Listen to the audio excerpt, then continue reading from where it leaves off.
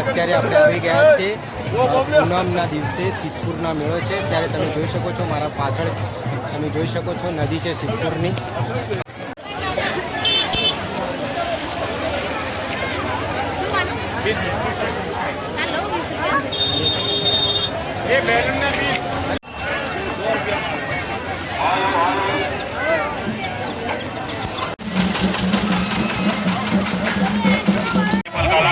ठंडा ठंडा सोडा पियो, ताजा सोडा पियो, नींबू सोडा, नींबू शरबत, ऑरेंज, मैंगो, पाइनएप्पल, काला खट्टा और ठंडा ठंडा सोडा